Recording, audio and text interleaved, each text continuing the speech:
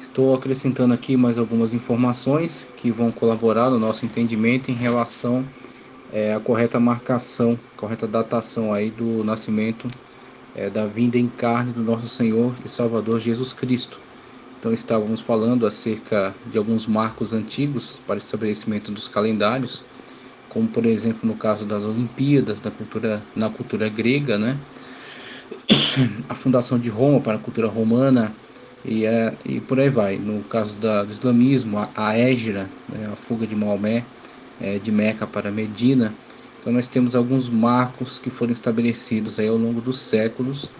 E Dionísios Exíguos, um abade, ele decidiu que os cristãos não poderiam permanecer contando as suas datas, tendo como marco fundador o imperador Diocleciano, uma vez que ele foi um duro perseguidor aí da fé cristã, tentando eliminar essa fé. Então ele se empenhou no trabalho de estabelecer a data de nascimento do nosso Senhor e Salvador Jesus Cristo e assim dar início, né, ao surgimento ao calendário cristão, que até hoje é largamente adotado aí no mundo ocidental. Claro que existem alguns levantes na atualidade para tentar apagar essa marca, né, da cultura ocidental.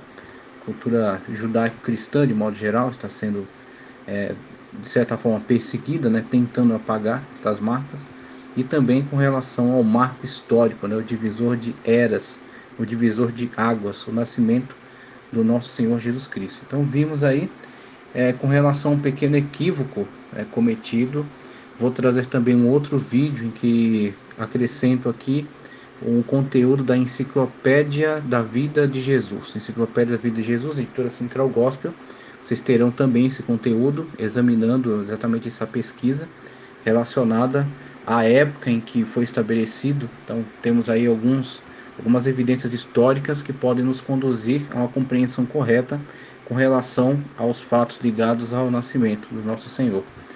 Então eu vou passar esse conteúdo e quero trazer também um outro conteúdo aqui de uma pesquisa, tá ok? Então ele não é, vamos dizer assim, um dogma, não é uma doutrina, tá ok? Não é algo tão firme, tão definitivo, mas é algo feito com bastante seriedade. Nós temos aqui textos bíblicos, evidências bíblicas e alguns conteúdos relacionados à história da época, relacionados à sociedade da época, principalmente no contexto sacerdotal.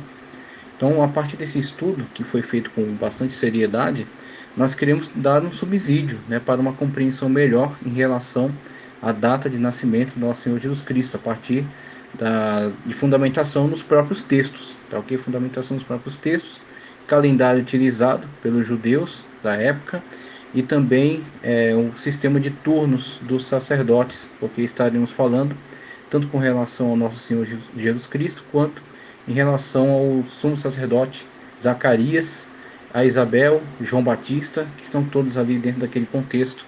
E a partir dos textos que estão sendo citados aqui, chegar a uma compreensão melhor com relação à aproximação melhor com relação à data, né? Em que período do ano, em que período do calendário de festas, tá ok? Judaicas estabelecidas. Então passo aqui o endereço onde eu fiz a pesquisa, está aparecendo no slide, está em tela, tá ok? Você tem o título sobre a data correta do nascimento de Jesus Cristo. Abaixo você tem o endereço de onde foi feita a pesquisa, é uma plataforma de slides e temos aí o texto. Então vamos seguir o texto, fazer alguns breves comentários e deixar então esse acréscimo aí para enriquecer a sua vida, tá ok? Partindo aí do primeiro slide que diz: em Lucas 1 e 5 lemos: nos dias de Herodes, temos aí o rei referencial da época, rei da Judéia, houve um sacerdote chamado Zacarias. Não confunda com o profeta, escritor do livro do Antigo Testamento, tá ok? Nem com um sacerdote que é citado também no livro das Crônicas, o Zacarias, do contexto do Novo Testamento, que será então pai de João, denominado o Batista, né? O nome dele não é João Batista, tá? É João o Batista, ou seja, João aquele que batizava. Então, João, filho de Zacarias. Chamado Zacarias, do turno de Abias. Então, veja que ele está dentro deste turno, né, daqueles que servem no templo. Então havia muitos sacerdotes que estavam à disposição para a realização desse serviço. Então foi estabelecido um sistema de turnos para que eles pudessem pelo menos ter a oportunidade de alguma vez na vida poder servir, tá certo, ali como sacerdote. Então, uma vez que havia um grande número deles e não haviam tantas ocasiões assim para eles estarem servindo ali, então era estabelecido um sistema de turnos. O turno de Abias, como é dito aí, sua mulher era filha de Arão. Então, temos aí uma família que está imersa, né, nesse mundo sacerdotal, né? O sumo sacerdote Arão, e se chamava Isabel. Lucas 1, 8 ao 9 nos diz: Ora, acontecendo que, exercendo ele diante de Deus o sacerdócio na ordem de seu turno, coube-lhe por sorte, segundo o costume sacerdotal, entrar no santuário do Senhor para queimar incenso.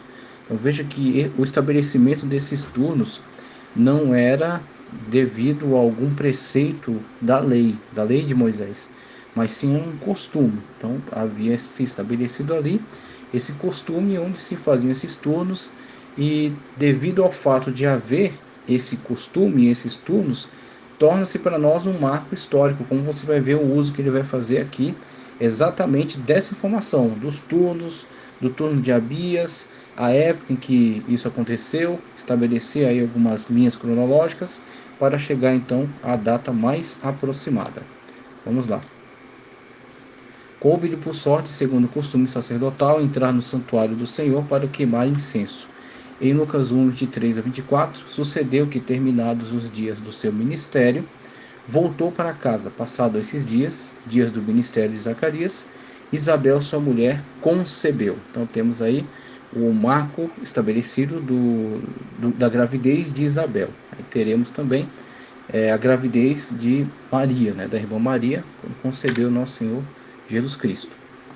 Veja, Isabel, esposa do sacerdote Zacarias, engravidou imediatamente após o retorno de seu marido no fim do 8º turno sacerdotal, ou seja, o turno de Abias. Então, informações aí que vão ajudar na compreensão. Os sacerdotes tinham 24 turnos no ano. Os sacerdotes tinham 24 turnos no ano. Cada turno era de 15 dias.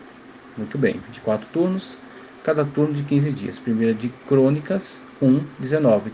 Então ele cita aí referenciais de quando foi estabelecido, né? Livro das Crônicas, que trata aí do contexto pós-cativeiro. Então não é algo que estava na Torá, é algo que estava posterior, foi estabelecido com o retorno dos judeus a Israel, o retorno do cativeiro, o segundo templo, e o estabelecimento então desses sistemas de turnos. 24 turnos, cada turno de 15 dias. Abias era o 8º turno, no 4º mês, ou seja, Tamuz. Então essa informação é fundamental. Temos um mês, 4º mês, Tamuz. Então Abias, essa turma, era do 8º turno. Então temos aí um mês para os dias de serviço, né, de Zacarias, que era dessa turma, né, de Abias. E agora ele retornando, Isabel engravidará, né? Uma vez que ele retorna à casa, então, tendo relação com a sua esposa, ela conceberá. E quando começava o primeiro turno? Quando começava o primeiro turno? No primeiro mês do ano religioso. Então, o primeiro turno começava no primeiro mês do ano religioso. Êxodo 12, 1 e 2. Disse o Senhor a Moisés e Arão na terra do Egito: Este mês vos será o principal dos meses, será o primeiro mês do ano. Estabelecimento do calendário religioso a partir da fala do nosso Senhor Deus, que está registrado no livro do Êxodo, capítulo 12, versículos 1 e 2. Então, estabelecimento aí do primeiro mês do ano do calendário religioso. Então, haviam dois calendários em funcionamento, que um atendia mais a necessidade dos períodos dos ciclos agrícolas, tá? Então era um calendário que estava mais voltado para a questão do plantio, da colheita, da época de seca, época de chuva. Então ele importava mais para isso. E havia também o calendário religioso, no qual a preocupação era o estabelecimento dos dias das festas, das grandes congregações, dos grandes ajuntamentos, tá ok? Os grandes cerimoniais. Então haviam esses calendários aí que funcionavam simultaneamente, tá ok? O primeiro turno iniciava-se com o primeiro mês do ano judaico. O primeiro turno iniciava-se com o primeiro mês do ano judaico, mês de Nissan. ou Abib. Então há essa mudança de nome, né? Após o cativeiro tem o estabelecimento aí da mudança de alguns nomes de calendários, alguns nomes de meses. Deuteronômio 16:1 e Êxodo 13:4. Os 2 primeiros turnos dos sacerdotes começavam no primeiro mês, Nissan e Abib, cada turno 15 dias. Então no primeiro mês, Nissan e Abib, é o mesmo mês, teve essa mudança de nome apenas, mas é o primeiro mês que você tem a atuação desses 2 turnos, ok? Temos aí o estabelecimento aí desses turnos, ó. Nissan, Nissan Abib, né? Os 2 nomes correspondem ao mesmo mês. Ziv, Sivan, Tamuz, Abi, Elu, Etanim, Bul, Quisleu, Tebet, Sebate e Adar. Então temos aí para Nissan Abib, primeiro e segundo, terceiro e quarto, quinto e sexto, sétimo e oitavo cai em Tamuz. Oitavo turno, turno de Abias, turno no qual atuou o sacerdote Zacarias. Então começamos a estabelecer marcos aí para a datação, né, que nos facilitam aí a compreender, a entender, né, com relação a essas datações. Veja o texto. Foi o anjo Gabriel enviado por Deus a uma cidade da Galiléia chamada Nazaré, a uma virgem desposada com um varão cujo nome era José, da casa de Davi. E o nome da virgem era Maria, conforme Evangelho de Lucas, capítulo 1, versículos 26 ao 27. Muito bem, texto aí em que o anjo Gabriel é enviado para essa grande missão, né, anunciar então que Maria iria conceber pelo poder do Espírito Santo, e aquele que seria concebido no seu ventre é o Salvador, né, é o Emanuel, é o Deus conosco. Eis que também Isabel, tua parenta, concebeu um filho em sua velhice, e é este o 6º mês para aquela que era chamada estéril. Lucas 1,36. Olha que informação preciosa. E a gente lê na Bíblia e não entende o tamanho, né, o valor de uma informação dessa.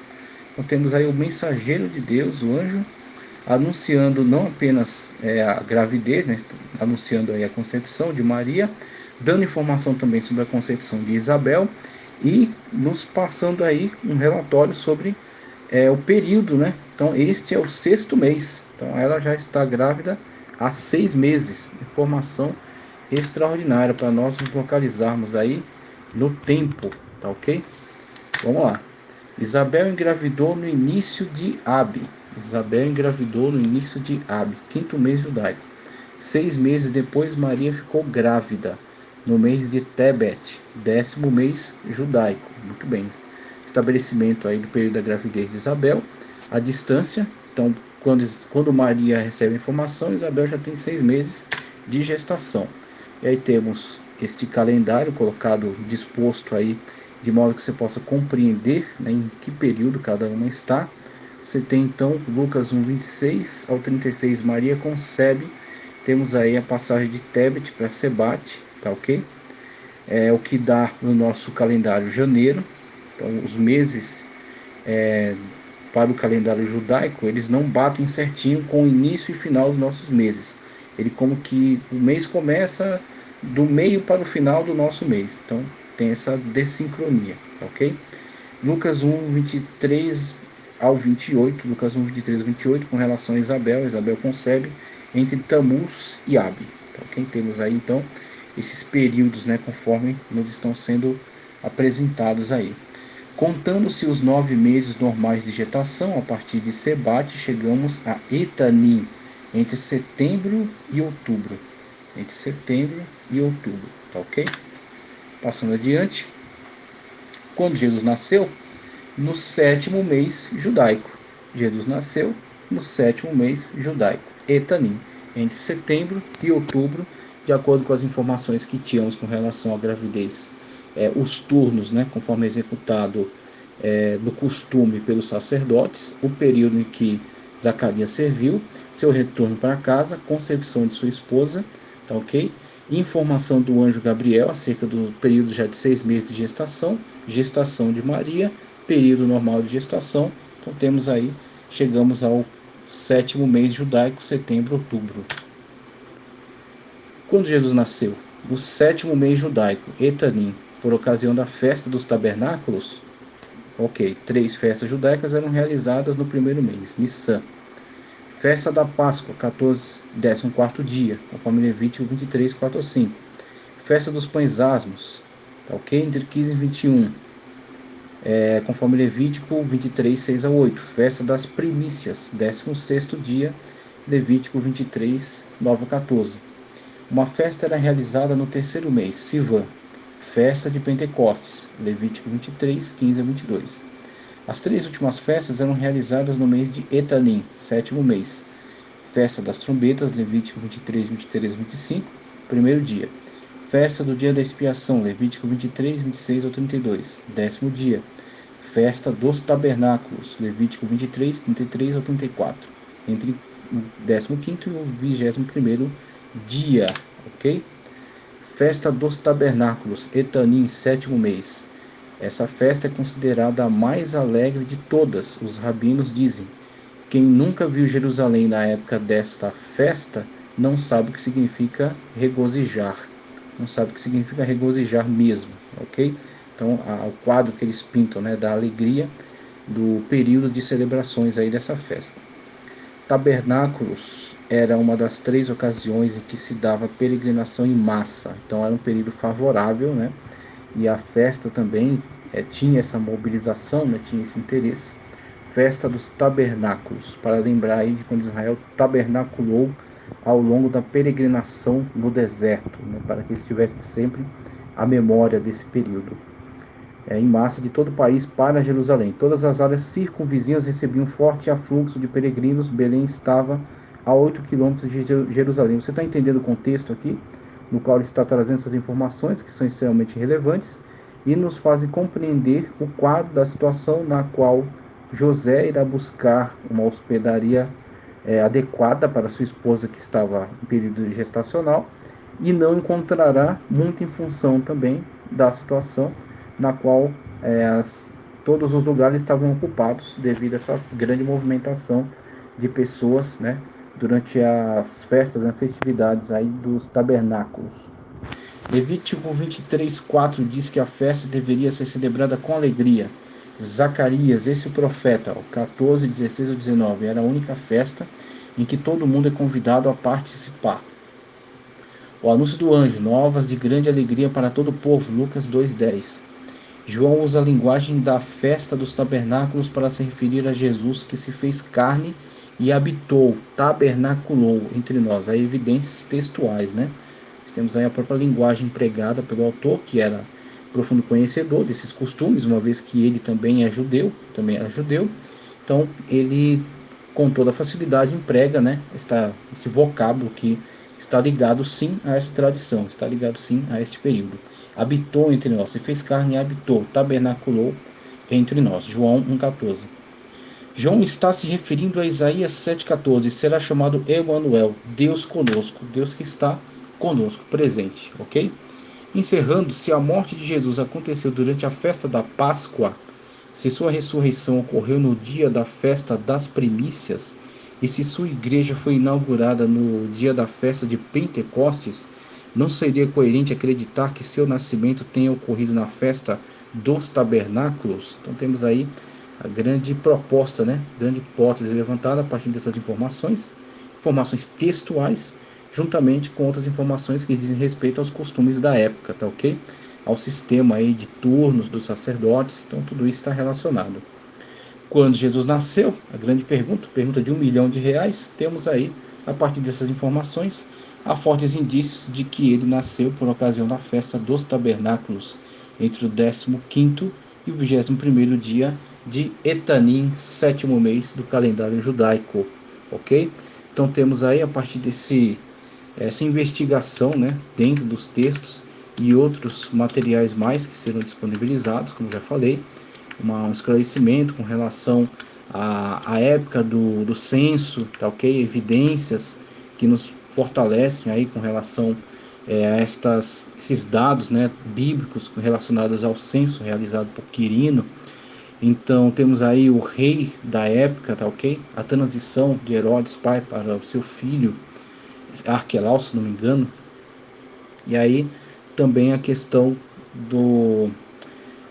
da falha cometida no ato da marcação, quando foi estabelecida a linha cronológica e encontrado o dia para o estabelecimento do marco divisor de toda a história, o nascimento de Jesus Cristo, né, com aquela pequena falha cometida por Dionísio, o que também não é de se surpreender, uma vez que eram limitados os recursos para tal pesquisa. Hoje, com avanços aí na astronomia, tá certo? Em diversos outros estudos que fazem um cruzamento de informações, você tem, por exemplo, o estabelecimento de uma data a partir de um evento que seja simultaneamente observável, a passagem de um cometa, o acontecimento de um terremoto ou algo assim, a um período de seca, algum período que afete outros povos, onde possa se investigar o registro dessa informação, cruzando esses dados, então você consegue estabelecer uma linha cronológica muito mais exata. Só que na época de Dionísio isso não era possível, então no melhor esforço que ele pôde fazer, estabeleceu a data, mesmo cometendo um pequeno equívoco aí de marcar a data do nascimento de Cristo, na verdade 4 anos posterior à data real, né? Então Cristo nasceu pelo menos 4 anos antes daquilo que está estabelecido na cronologia conforme Dionísio, ok? Mas já houveram então outras ocasiões para se observar isso, tá certo? Apenas quero deixar esse conteúdo que certamente é enriquecedor com relação a essas evidências bíblicas e evidências também colhidas no costume da época, nos turnos dos sacerdotes, tá certo? E no entendimento, compreensão dos calendários de festa, tá ok? Dos judeus, e assim chegar a essa data esta que contrasta fortemente com aquilo que foi estabelecido por costume dentro do catolicismo romano, na verdade, como já falei na outra aula, atendendo a conveniências, né? Atendendo a conveniências do período no qual isso foi estabelecido. Então, o dia de 25 de dezembro não faz qualquer sentido, né? O dia de 25 de dezembro não tem qualquer relação com informações, com dados extraídos do próprio texto bíblico. Ele sim atender a conveniências da época das autoridades que estiveram a cargo aí do estabelecimento desses marcos da igreja, né? Estabelecimento dessas datas importantes. Houve tantos problemas com relação ao estabelecimento de datas que chegou a causar a ruptura, a cisão entre a Igreja Católica Apostólica Romana e a Igreja Ortodoxa, tá certo? Da Roma Oriental, né, de Constantinopla. Então, com relação aí à data para a celebração da Páscoa. Então, temos aí essas informações que com certeza são enriquecedoras. Que Deus continue abençoando poderosamente a sua vida e vamos seguir em frente estudando a história da Igreja Cristã. Peço que você dê um like no vídeo, compartilhe e inscreva-se no canal. Que Deus continue abençoando poderosamente sua vida, em nome de Jesus.